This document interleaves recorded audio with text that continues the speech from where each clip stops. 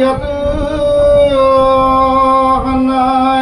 अन्नायादितारतसर्थे सविज्ञसरत् तेन ब्रह्मा हिरार्जादिकभये मुह्यन्ति यतुशुराय तेजोरि मृगां यथा विनिमयो यत्र तिसर्गुसां ऋषः धन्नासेन सदा निरस्तकोकं सैत्यं परां धीमहि धर्म प्रजिता कैतपुत्र परमो निर्मत्सरणं सतं वेदं वास्तवमत्र वस्तु शिवदं तपत्रयोन्मूलनम्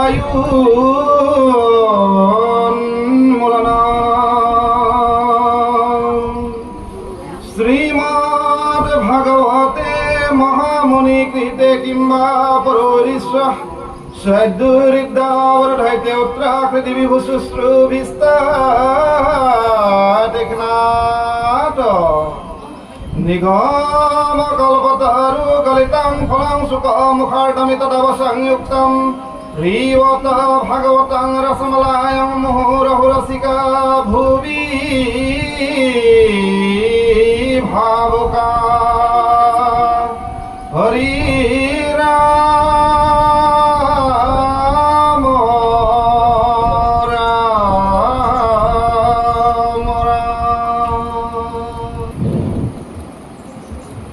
कृष्ण श्रीमद् भागवत द्वितीय स्कंध श्रीकृष्णाय नम भागवत धर्म भागवत महाधर्म पद कृष्ण ये राम जय जय कृष्ण जार स्मरण मंगल जाग जुगादिरु हरि नाम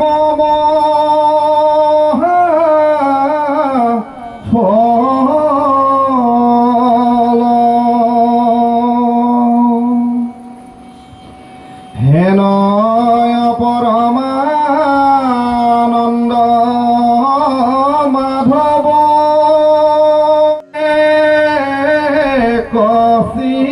কচিত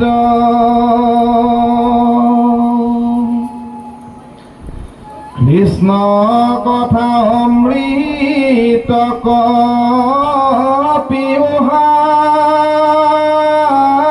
বধানে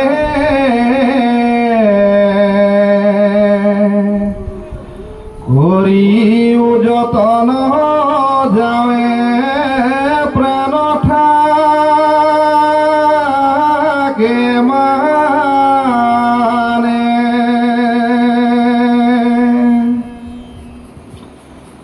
ঘোর কলি যুগে মল মতি নৈশ্বর নাহি আন ধর্ম হরি কীর্তন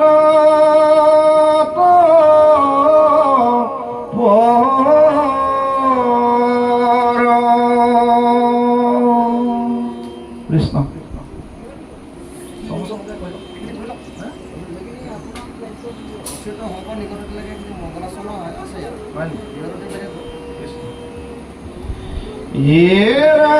রাম হরিরত আছে কলি কীট দুঃখ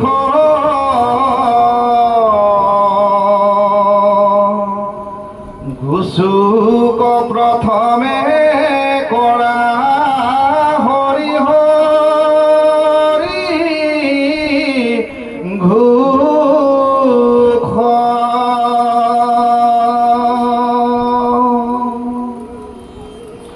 কৃষ্ণ রসরানে করি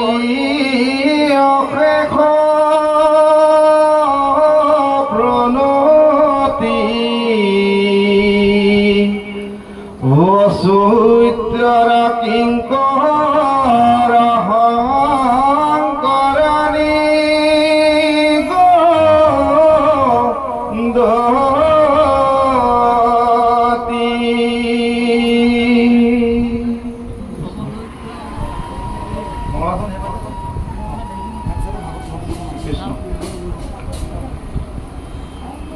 ৰামে দ্বিতীয় স্কন্ধৰ কথা শুনিও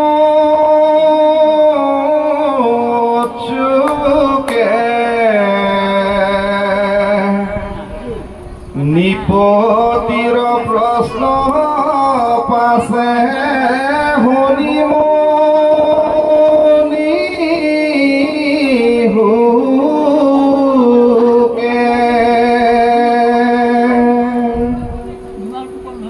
কৃষ্ণ পদ পংকজক হৃদয় ধৰি দিলন্ত সিদ্ধান্ত তাংক সাধুবাদ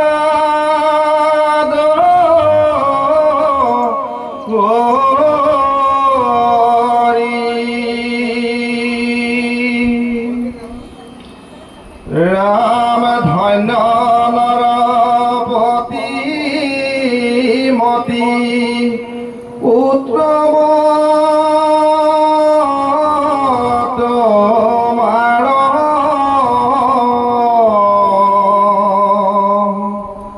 হুচিলা হাজিতো কথা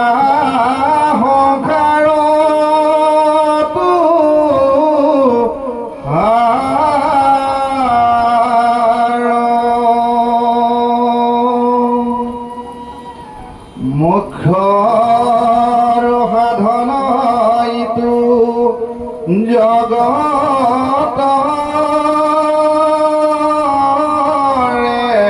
হিত লভিলা মুকুতি যিটো তাহাৰো বাঞ্ছিত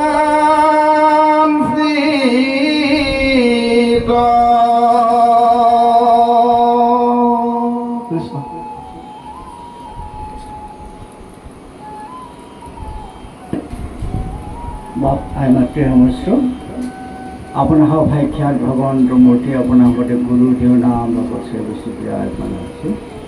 আজি এই পুণ্য স্থানত পুণ্য ক্ষণত উপবিষ্ট হোৱা সমস্তজনলৈ আমি সেৱা নিবেদন জনাই আজি বৈকুণ্ঠৰ কল্পতৰু ভাগৱত শাস্ত্ৰ দ্বিতীয় স্কন্ধৰ ভাগৱত ধৰ্ম সম্পৰ্কে পাঠৰ চমু আভাস আমি আপোনালোকৰ ভাৱনা অনুসৰি আমি ব্যক্ত কৰিম। গতিকে ইয়াত আমি সৰ্বপ্ৰথমে মংগলাচৰণৰ যোগেদি যে জগতত ভগৱন্তৰ গুণনামহে যে জগতত শ্ৰেষ্ঠ এই কথাষাৰ গুৰুজনে উল্লেখ কৰিছে।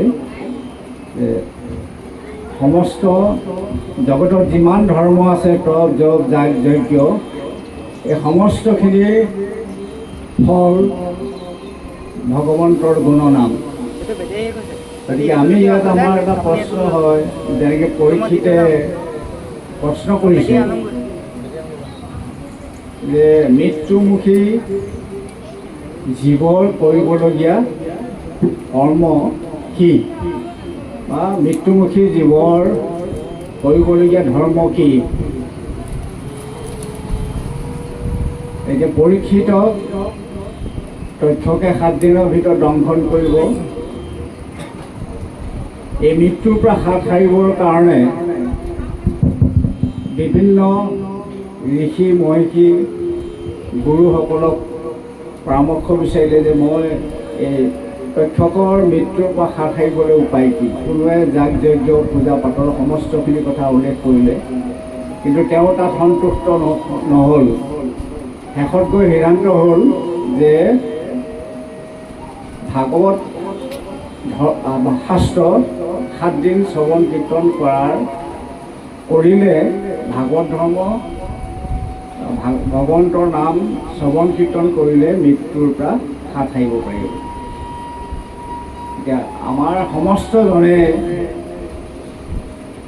এটাই অনুভৱ কৰিব লাগে যে অকল পৰীক্ষিতেই মৃত্যুৰ বাবে আগবাঢ়ি যোৱা নাই। আমি সমস্তজনে জন্ম হোৱাৰ লগে লগে আমাৰ মৃত্যু নিবন্ধ কৰি থৈছে বিধাতাই। আমিও এই 7 দিনৰ ভিতৰতে মৰিব পাৰোঁ। হয়তো শৈশৱতো হ'ব পাৰে, কৈশোৰকালতো হ'ব পাৰে, যৌৱনকালতো হ'ব পাৰে, বৃদ্ধকালতো হ'ব পাৰে। আমি 7 দিনৰ ভিতৰত কোনোবা এদিন মৰিবই লাগিব। গতিকে মৃত্যুমুখী জীৱই এই মৃত্যুৰ পৰা হাত সাৰিবলৈ হ'লে কি ধৰ্ম পালন কৰিব লাগিব, সেইটোৱে আমাৰ সমস্তজনৰ প্ৰশ্ন। আমি সকলো মৰিলে এদিন নহয় এদিন, গতিকে আমি কি ধৰ্ম পালন কৰিব লাগিব, এইটোৱে আমাৰ সমস্তজনৰ প্ৰশ্ন। আমি সংসাৰত লৈ আহিলোঁ, আকৌ আমি সংসাৰ এৰি যাবগৈ লাগিব। এই সংসাৰলৈ আহি খাই বৈ জীয়াই থকাটোৱেই আমাৰ লক্ষ্য বা উদ্দেশ্য নহয়। ভগৱন্তৰ সৃষ্টি কৰা 4মুঠি জীৱৰ ভিতৰত আমি মনুষ্যই হৈছে একেবাৰে কনিষ্ঠতম সন্তান। গতিকে এই মনুষ্য জন্মটো আমি পাইছোঁ বহু সাধনাৰ তথা পুণ্যৰ ফলতহে পাইছোঁ। অনেক জন্মান্তৰে পায় মহাভাগ, জীৱে মনুষ্য শৰীৰক পায় লাভ। গতিকে আমি মনুষ্য শৰীৰটো পাইছোঁ ঈশ্বৰক ভজিবৰ কাৰণে। গতিকে ঈশ্বৰক ভজিবৰ কাৰণে আমি কি ধৰ্ম পালন কৰিব লাগিব, এইখিনি কথাই আজি ইয়াত মানে পৰীক্ষিতৰ আগত উল্লেখ কৰিব। আমি একচিত্তে সাৱধান হৈ শ্ৰৱণ কৰিব আৰু আমি ভাবিব লাগিব। ভাবিলে আমাৰ ভাৱনাখিনি আমাৰ সমস্তজনৰ ভাৱনাৰ পৰা আমাৰ ভাগৱতৰ ৰসখিনি ওলাব। তেতিয়া আমি সকলোৱে আস্বাদন কৰিব পাৰিম ভাগৱতৰ অমৃত ৰস। কৃষ্ণ। ৰাম নাহি জ্ঞান যাৰ জাতি ধৰ্ম মাত্ৰ কৰে নিতে বলি বিশ্ব পাঞ্চ যজ্ঞ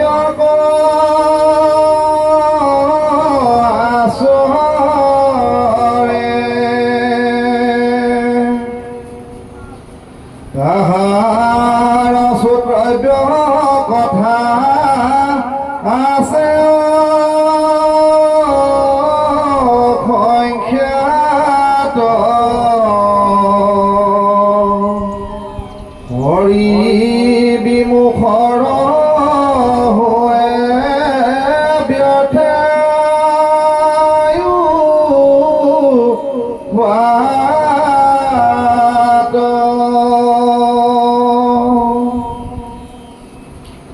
দিন ভলে ধন কুটুম্বৰ চিন্তা কৰে নিদ্ৰাস্ত্ৰী আলাপনে ৰাত্ৰি আয়ু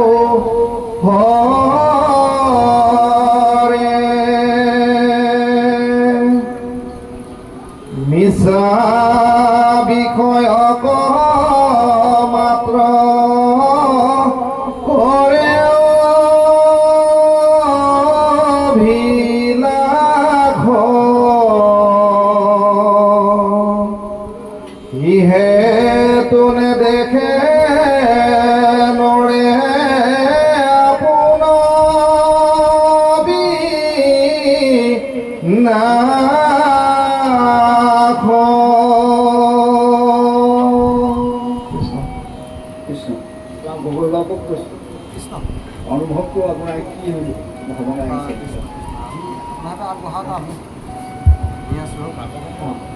ওচৰলৈ লৈছোঁ জয় গুৰু সংঘ। এতিয়া হুক আৰু পৰীক্ষিত মাজত যিখিনি কথোপকথন হৈ আছে ভাগৱত ধৰ্ম উপলক্ষে মানে ওপৰত সেইখিনিকে বৰ্ণনা কৰিছে নহয় জানো। এতিয়া তাক ক'লে সংসাৰতে যিটো মুখ্য প্ৰশ্ন সেই প্ৰশ্নটোকে তেওঁ সুধিছে মানে যে আমি নিয়মমান লোকে কি কৰা উচিত, প্ৰথম আমাৰ ধৰ্ম কি হ'ব, বা মই কোন, মই ক'ৰ পৰা আহিলোঁ, মই ক'লৈ যাওঁ, এইখিনি প্ৰশ্ন তেওঁলোকে কোৱা নাছিলে ভাগৱত ধৰ্ম। এতিয়া কৈছে সংসাৰত যিটো প্ৰশ্ন হৈছে মানে প্ৰথম প্ৰশ্নটো হৈছে ভাগৱত ধৰ্ম কি, সেই ধৰ্ম কি মানে সেই কথাটোকে কৈছে যে দ্বিতীয় স্কন্ধৰ কথা শুনি উৎসুকে নিপতীয় প্ৰশ্নবাচে শুনি মুনি ভোকে কৃষ্ণপাদ পংকজক হৃদয়ত ধৰি দিলন্ত সিদ্ধান্ত তাক সাধুবাদ কৰি। এতিয়া তেওঁলোকে দুজনে মহামহন্ত ভকত তেওঁলোকে কথা পাতিছে, কি কৈছে তেওঁলোকক কৈছে সাধুবাদ। আৰু আমাৰ ইজনে সিজনে যদি কিবা মানে খং দেশ ৰাগে যদি কিবা যদি কথা বতৰা পাতে সেইটো কি বুলি কয় তৰ্কবাদ। আৰু নামৰ যিটো মানে নামক লৈ পেলাই আমাৰ যি মানে এই থৈয়া নথৈয়া লাগি থাকে সেইখিনি কৈছে অৰ্থবাদ। নামক অৰ্থবাদ কৰা, তৰ্কবাদ কৰা, এইখিনি সম্পূৰ্ণ বিপৰীত শব্দ হৈছে এই আপোনাৰ এই সাধুবাদ। তেওঁলোকে মহাভকত, গতিকে তেওঁলোকে কোৱাখিনি সাধুবাদ। সেই সাধুবাদ কৰি তেওঁলোকে এই ভাগৱত ধৰ্মৰ বিষয়ে সম্পূৰ্ণ বিতংকে কথাখিনি আলোচনা কৰিছে, কৰি আমাৰ নৰ সমাজলৈ জগতৰ কল্যাণৰ কাৰণে এৰি দিছে। পৰীক্ষিতে কি নাজানে, পৰীক্ষিতে ব্ৰহ্মক সমাধিত মানে ব্ৰহ্ম সাক্ষাৎ কৰিব পাৰে, তেওঁ নিজেই তৰি যাব পাৰিলে। আমাক কিনে কৰাইছে পঞ্চযজ্ঞ কথা কৈছে যে এইখিনি মানে আমাৰ পঞ্চযজ্ঞ পঞ্চপাতক আমাৰ মানে ডেইলি আমাৰ মানে সদায় আমাৰ এইখিনি পঞ্চপাত মানে সিজি থাকে। পঞ্চসোণা আপোনাৰ এই ঢেঁকী পতা, চুলীয়া, বাঁহনি পতা, জলকুম্ভ, চুলীয়া, বাঁহনি ঢেঁকী পতা, গৃহস্থৰ সিজে নিতে এই পঞ্চগোটা পঞ্চচোনা গোটা, এই পাঁচটা মানে আমাৰ পাত সদায় সিজি থাকে। কলহ পানী অনা, তাৰপিছতে আপোনাৰ এই জুইশালি, তাৰপিছতে আপোনাৰ এই আপোনাৰ ঢেঁকী পতা আৰু আছিলে সেই মচা ঘৰ মচা, এই পাঁচটা পাপ আমাৰ সদায় সিজি থাকে। গতিকে এই পাঁচটা পাপৰ পৰা পৰিত্ৰাণ পাবৰ কাৰণে আমাৰ পঞ্চযজ্ঞ বিধান কৰিছে শাস্ত্ৰই। ব্ৰহ্মযজ্ঞ, ভূতযজ্ঞ, দেৱযজ্ঞ, পিতৃযজ্ঞ, নিযজ্ঞ।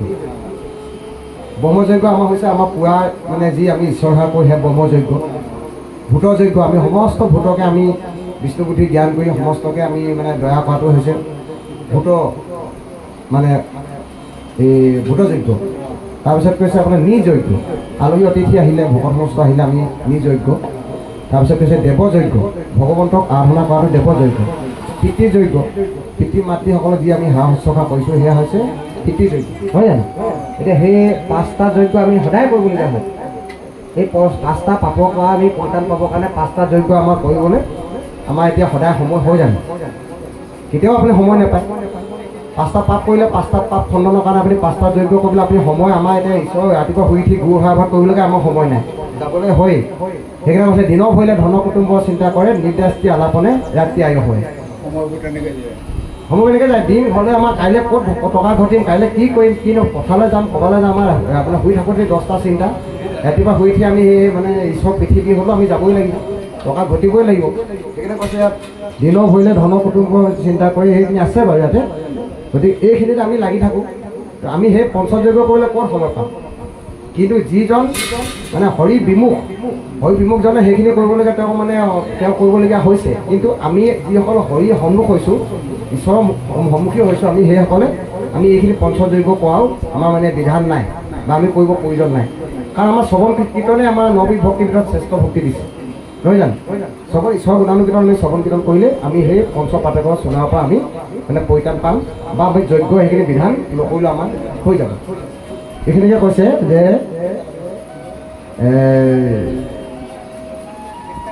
নিতে নাহি জ্ঞানৰ যাৰ জাতি ধৰ্ম মাত্ৰ কৰে নিতে বলি বিশ্ব পঞ্চযজ্ঞক আচৰে।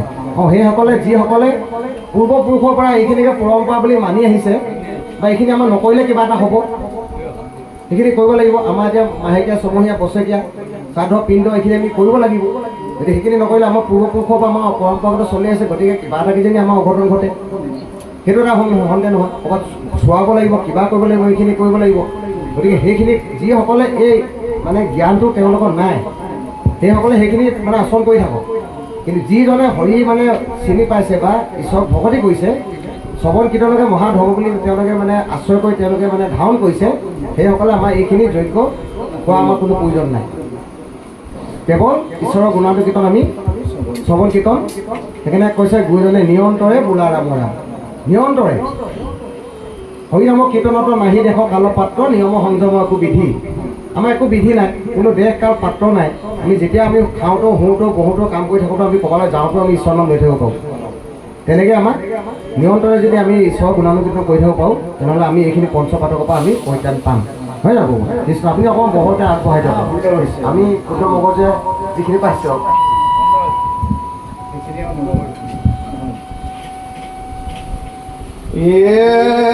ৰাম হেন জানি যাৰ ইচ্ছা মুখ্য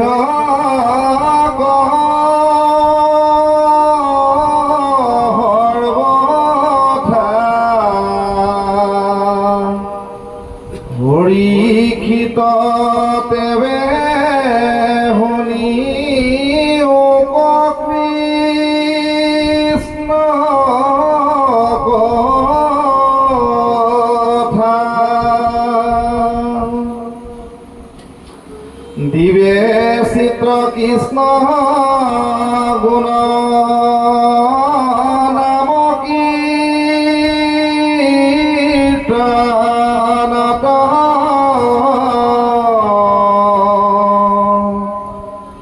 কৃষ্ণ ৰেখে পাদ পদ্ম স্মৰিবে মনত ৰাম নাৰায়ণ স্মৰণেখে পৰম মংগল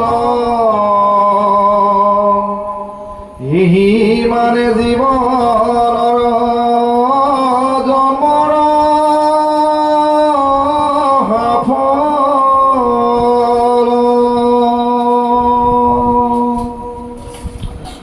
অন্তকালে হৰি স্মৰে যিটো ভাগ্য অন্ত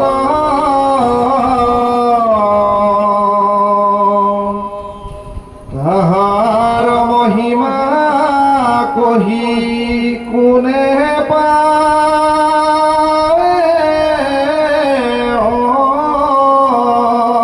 অন্ত। কৃষ্ণ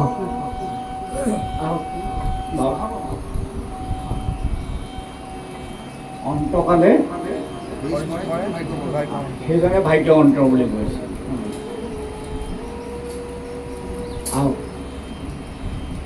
এতিয়া নাৰায়ণৰ শব্দ বুলি নাৰায়ণ বুলি কৈছে। নাৰায়ণৰ স্মৰণেখে পৰম মংগল এহি মানে জীৱনৰ জন্ম সামফল। নাৰায়ণ আপুনি চাৰি বেদৰ চাৰি অক্ষৰ সাৰ কাহিনী ব্ৰহ্মাদেৱে বেকত কৰিয়া থৈলা নাৰায়ণৰ বাণী, সেই নাৰায়ণৰ নামলৈয়া শুদ্ধকামী চিত্ৰকায়া হৰি সন্তোষৰ কাৰণে আন নাজানে। গতিকে এনেহেন বেদৰ গুপুতৰ নাৰায়ণ শব্দ, নাৰায়ণ মানে আমি ভগৱন্তৰ এটা নাম হয়। গতিকে এই নাৰায়ণক আমি স্মৰণ কৰিব পাৰিলে আমাৰ জীৱন সফল হ'ব। কিন্তু এই জীৱন সফল কৰিব হ'লে অন্তকালত আমাৰ মানে এই ঈশ্বৰৰ নাম যদি আমাৰ আহিবলগীয়া হয় বা আহিবলৈ হ'লে আমি কি কৰিব লাগিব? একেদিনাই কৰা কাম নহয়। ল'ৰা কোনোবা এজনক আপুনি একেদিনাই আপুনি নামঘৰত দীঘল দি সেৱা কৰাবলৈ নিব নোৱাৰে। লাহে লাহে এই এখোজ দুখোজকৈ আনি তাক এইখিনি আচৰণখিনি দেখাব লাগিব, প্ৰণয়খিনি দেখাব লাগিব। আনি তাৰ মনটো মানে তাক অলপ আকৰ্ষিত কৰি ভকত সংগলৈ এদিন নহয় দুদিন নহয় তাক মাহ যোৱা দি আনিব লাগিব। অনাৰ পিছত মানে সি লাহে লাহে তাৰ মনটো বহিব। সি ভগৱন্তৰ গুণান কীৰ্তনো কৰিবলৈ যাওঁতে আমি একে চাতে মানে তেওঁক মানে একে ভকতি আমি গোটেই বস্তুটো দি দিব প্ৰসাদ মানে তেওঁ কৃপা পাব নোৱাৰে। গতিকে আমি যত্ন কৰিব লাগিব বা অভ্যাস কৰিব লাগিব, তেহে আমাৰ এই অন্তকালত আমাৰ ভগৱন্ত মানে স্মৰণ হ'ব, নহ'লে আমাৰ কেতিয়াও স্মৰণ এদিনাকৈ নহয়। আৰু এইটোকে কথা কৈছে, এতিয়া মহাপুৰুষে এতিয়া ঘোষাত লিখিছে সমস্তখিনি প্ৰাৰ্থনা আমি যিমানখিনি অপৰাধী মানে মাজনৰ কাৰণে অপৰাধ মাজনৰ কাৰণে যিখিনি প্ৰাৰ্থনা কৰোঁ সেইখিনিৰ কাৰণে অকল মই আৰু মোক বুলি কৈছে। মই দুৰাচা মোকৰ ৰক্ষা কৰি চৰণে মই অজ্ঞানীয়, সেইখিনি কথা কৈছে।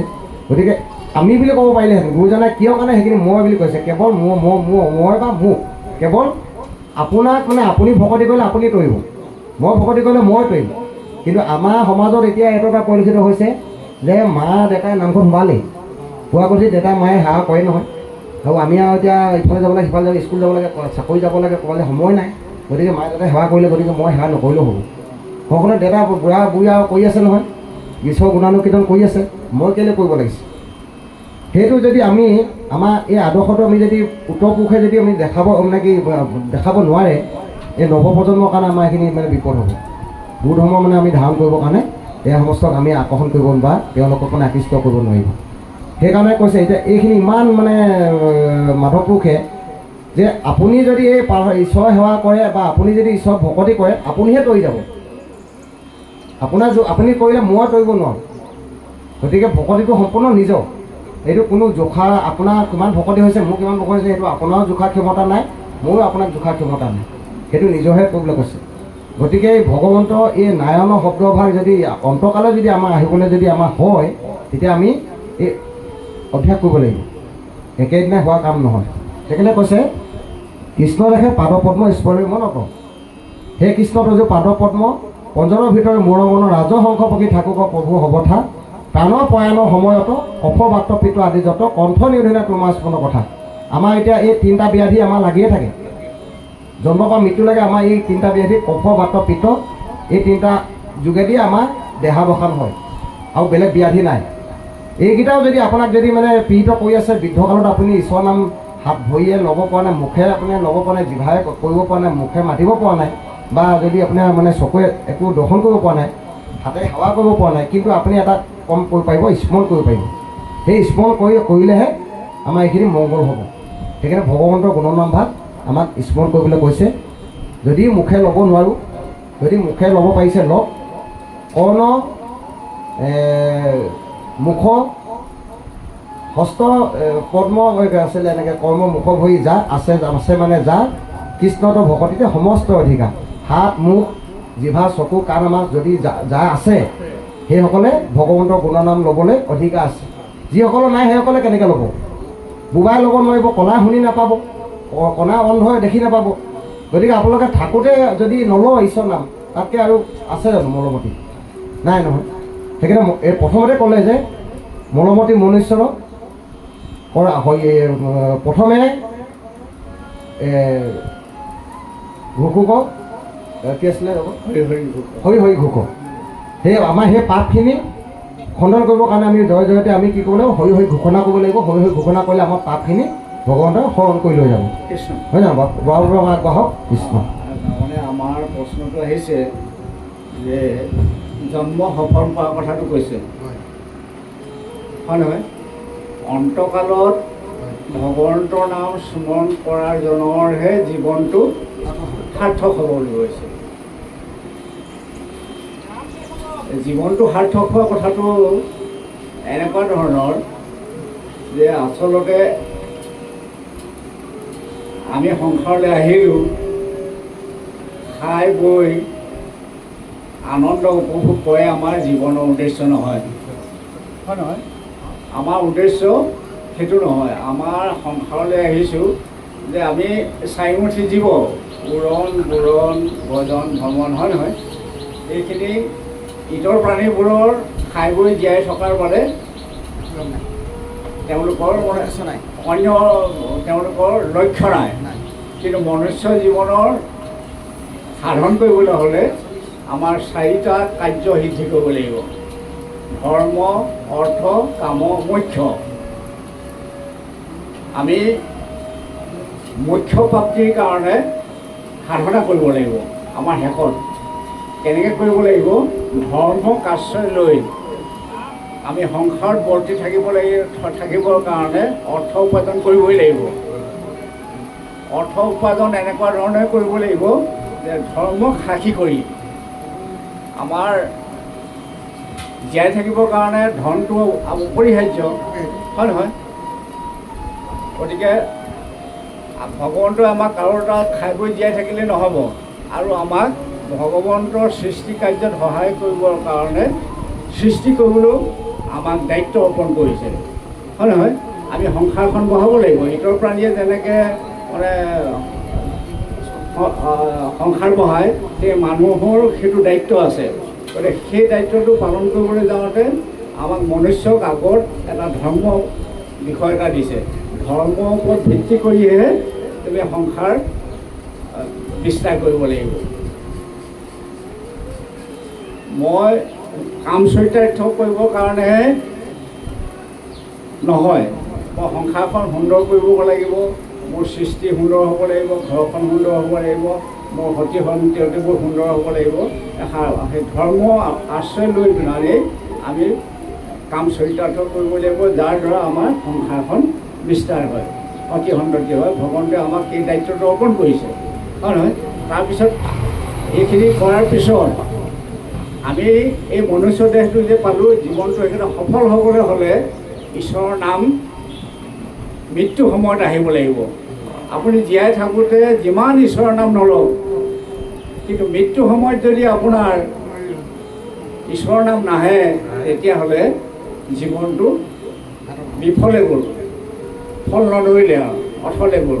গতিকে মৃত্যু সময়ত আমাৰ ঈশ্বৰৰ নাম আহিবলৈ হ'লে আমি সাধনা কৰিব লাগিব। সেইষাৰকে কথা কৈছে, হয় নহয় বাৰু? ঈশ্বৰৰ নাম সাধনা। এতিয়া ধৰি লওক আমি শৈশৱ কৈশোৰ এনেকৈ আহিলোঁ, ঈশ্বৰৰ কথা আমি যদি সাধনা নলওঁ, সাধনা নকৰোঁ, তেতিয়াহ'লে মৃত্যু সময়ত আমাৰ ঈশ্বৰৰ নাম মনলৈ নাহিব বা ঈশ্বৰৰ নাম ল'ব নোৱাৰিব। গতিকে আমাৰ গগৈ বাপে কোৱাৰ দৰে আমি পুৱা গধূলি খাওঁতে শুওঁতে উঠোঁতে ঈশ্বৰৰ নাম ল'ব লাগিব। কেনেকৈ ল'ব লাগিব? আমাৰ মহাপুৰুষ শ্ৰীমন্ত শংকৰদেৱে আমাক এই সিদ্ধান্তটো দিছে, মনুষ্য জীৱন সাৰ্থক কৰিবলৈ হ'লে ঈশ্বৰৰ নাম ল'ব লাগিব। কেনেকৈ ল'ব লাগিব? আমাৰ 4টা পৰ্যায় দিছে, যে আমাৰ গুৰু, দেৱ, নাম, ভকত, এইখিনিক আশ্ৰয় কৰি লৈ পেলাই আমি ঈশ্বৰৰ নাম ল'ব লাগিব, হয় নহয়?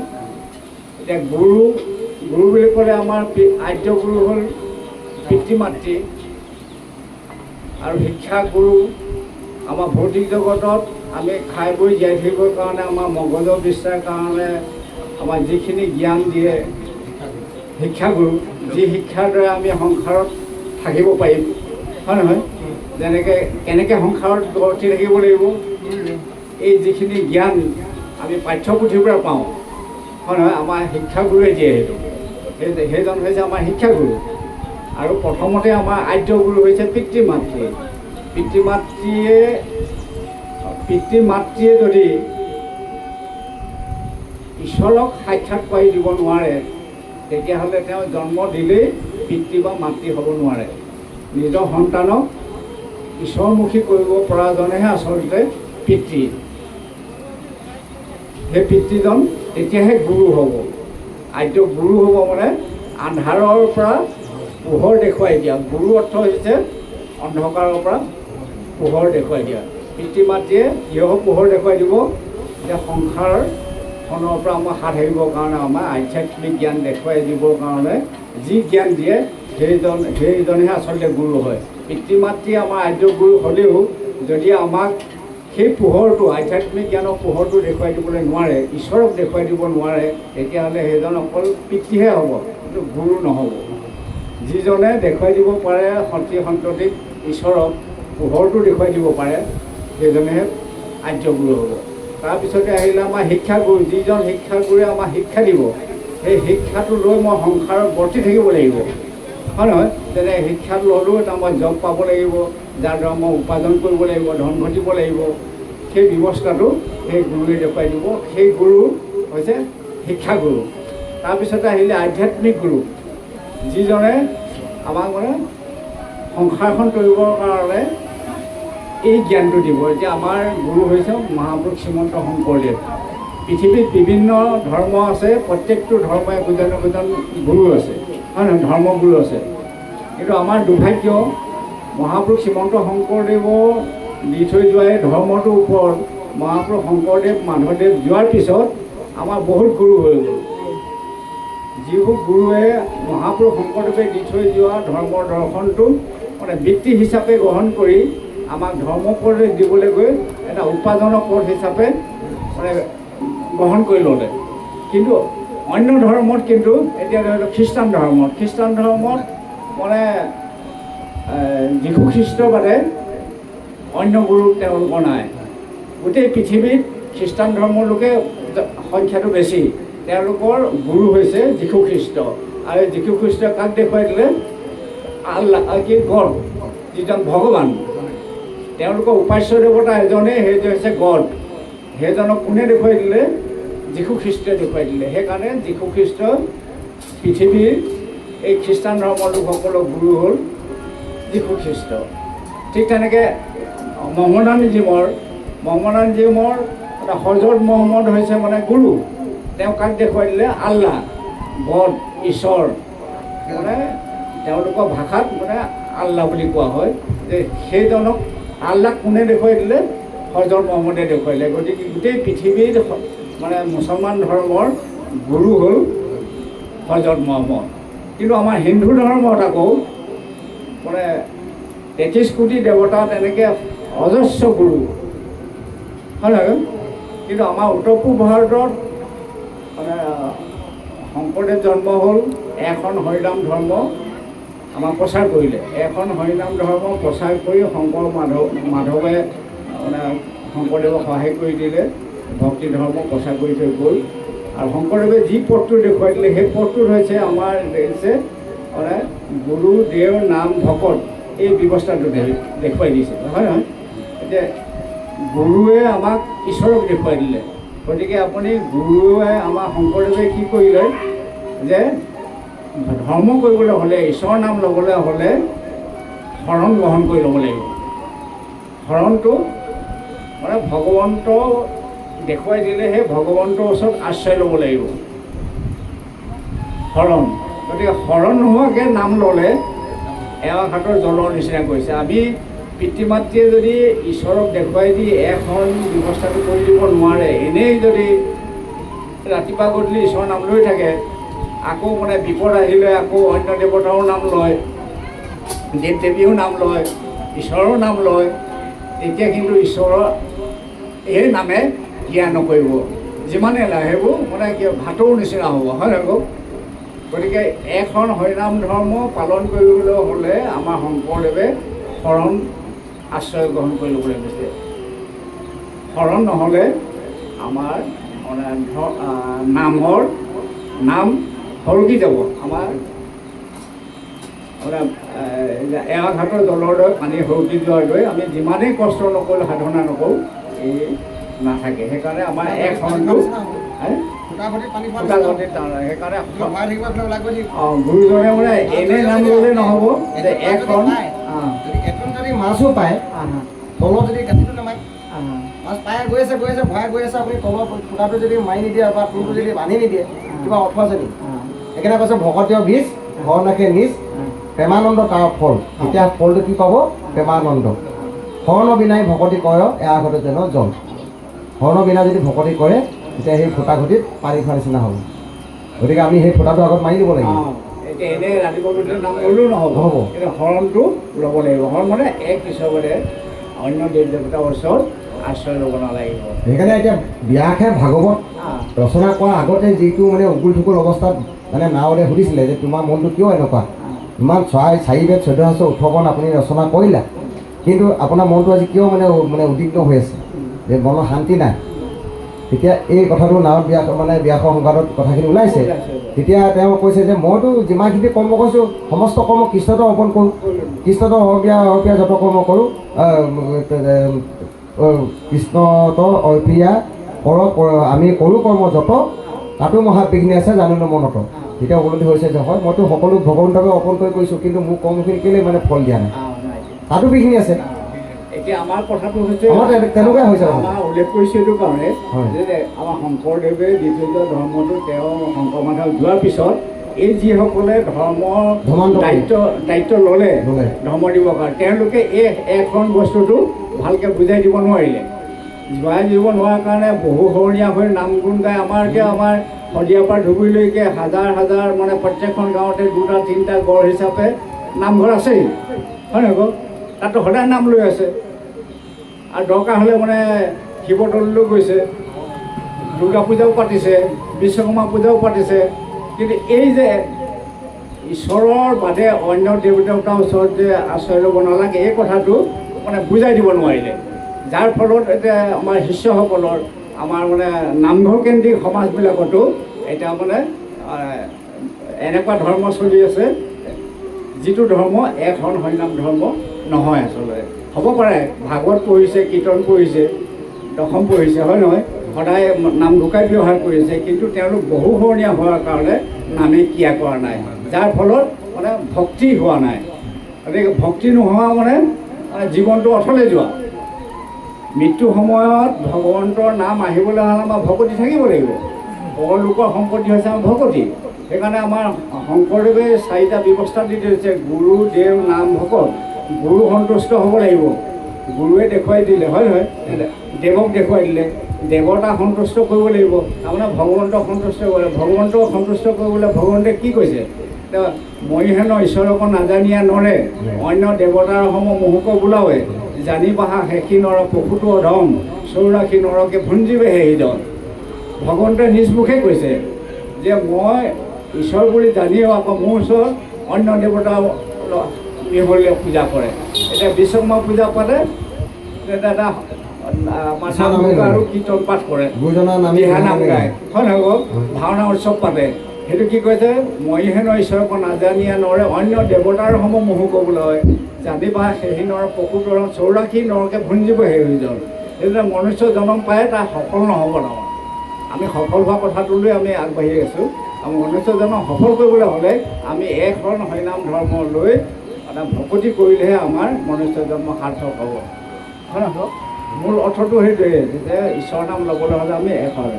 আৰু দেৱ সন্তুষ্ট হ'ল, দেৱ সন্তুষ্ট হ'লেহে আপোনাৰ আকৌ নামৰ প্ৰতি স্পৃহা আহিব, নামৰ প্ৰতি প্ৰেম আহিব। নামে যেতিয়া আপোনাক ক্ৰিয়া কৰিব, তেতিয়াহে নামৰ প্ৰতি ক্ৰিয়া আহিব। আৰু নামে যেতিয়া ক্ৰিয়া কৰিব, নামৰ প্ৰতি প্ৰেম আহিব। আৰু তেতিয়া কি হ'ব? ভকতৰ সংগ পাব।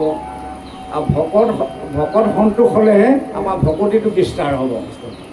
আপুনি গুৰুজনে আদেশ মতে এই কামখিনি যদি কৰি যাওঁ, ভকতে তোমাক আগবঢ়াই দিব, ভকতিৰ দিশত আগবাঢ়ি যাব কাৰণে, হয় নহয়? ভকতিটো আমাৰ বিস্তাৰ হ'ব লাগিব নহয়। গতিকে এই মাধ্যমটো আমাৰ মহাপুৰুষ শংকৰদেৱে আমাৰ এখন হৰিনাম দিলে। আমি সকলোৱে ভাগৱত পঢ়িছোঁ, কীৰ্তন পঢ়িছোঁ, নামঘোষা পঢ়িছোঁ, জন্মৰ পৰা মৃত্যুলৈকে আমি সদায় নামঘোষা ব্যৱহাৰ কৰি আছোঁ, কিন্তু এখন হৰিনাম ধৰ্ম গুৰুজনে দিয়া মতে আমি পালন কৰা নাই। গতিকে আমি পৰীক্ষাত পাছ কৰিব নোৱাৰিম। শিক্ষকে যিখিনি পাঠ্যক্ৰম পঢ়ালে, আপোনাৰ হোমৱৰ্ক কৰিবলৈ দিলে, মুখস্থ কৰিবলৈ দিলে, বিষয় লেচনটো বুজাই দিলে, কিন্তু তেওঁলোকে নুবুজিলে, এতিয়া পৰীক্ষাত উত্তীৰ্ণ কেনেকৈ হ'ব? গতিকে তেওঁ সফল নহ'ব স্কুললৈ যোৱা। গতিকে আমাৰো ভকত সমাজৰে আহি আমি যদি এখন ধৰ্মটো ৰক্ষা কৰিব নোৱাৰোঁ, এখন ধৰ্ম ৰক্ষা কৰি পিনে যদি ঈশ্বৰৰ নাম নলওঁ, তেতিয়াহ'লে আমাৰ জন্মটো সাৰ্থক নহ'ব।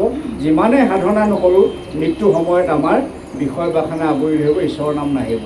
তেতিয়াহ'লে আমি মনুষ্য জন্মই 84 লক্ষ বিভিন্ন জনীত জন্মগ্ৰহণ কৰি আহি যিটো মনুষ্য জন্ম পাইছিলোঁ, তেতিয়াহ'লে এইটো অথলে গ'ল। যে মনুষ্য জনম পাই হৰি নভজীয়া অৱশ্যে হ'ল বা ভাই তিনৰ তৰহিলা আকৌ মানে আৰম্ভ মানে 84 লক্ষ কোটি বিভিন্ন জন্মৰ এককোষী জীৱ হৈ মানে লেট্ৰিনৰ কোষ হৈ গছ গছনি হৈ মানে চৰাই চিৰিকটি হৈ জন্তু হৈ স্থাৱৰং বিংশ লক্ষণ জলজম নৱলক্ষণ দশলক্ষণাংশ পক্ষীনাংশ 30 লক্ষাংশ পশুনাংশ চতুৰ্লক্ষাংশ বান্দৰা প্ৰাতমৰণস্য জন্ম এনেকৈ আহি আকৌ আমি সংসাৰ চক্ৰত ঘূৰি ফুৰিব লাগিব। গতিকে ঈশ্বৰ নামটো মৃত্যু সময়ত যদি আমি আনিব লাগে তেতিয়াহ'লে এখন হৰিনাম ধৰ্ম পালন কৰি ভগৱন্তক ভকতি কৰিলে আমি মৃত্যু সময়ত আমাৰ ঈশ্বৰৰ নামটো আহিব, তেতিয়াই আমাৰ জীৱনটো সাৰ্থক হ'ব। কৃষ্ণ এই জীৱন সাৰ্থক পোৱা কথাটোলৈ এইখিনি কথা আলোচনা কৰা। কৃষ্ণ মেধিতো ব্ৰহ্মময় দেখে জগত দেখিল যত পাপ পুণ্য সমস্ত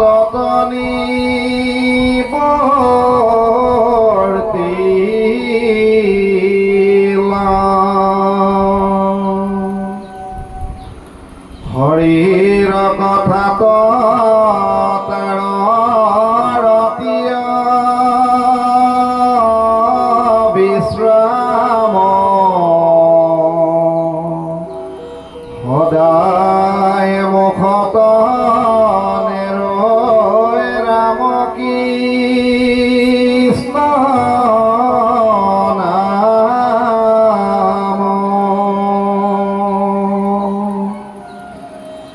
ৰাম বুলি বাও পূৰ্ব কিনো কহিলা হামনি ইটো কথাই কো পুৰুষতন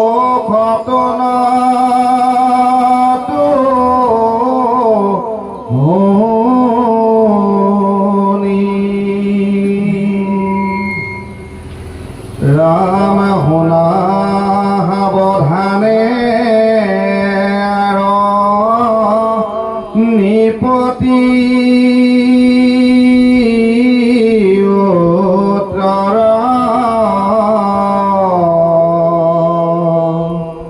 হিতো মহাভাগৱত শাস্ত্ৰ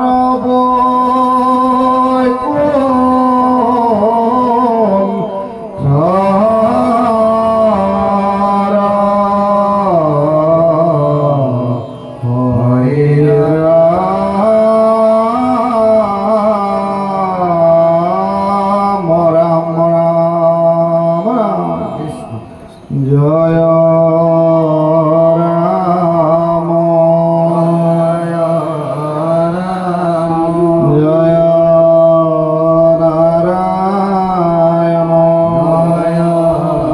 নাৰায়ণ জয় কৃষ্ণ জয় জগৎগুৰু শ্ৰীমন্ত শঙ্কৰ কৃষ্ণ হৰি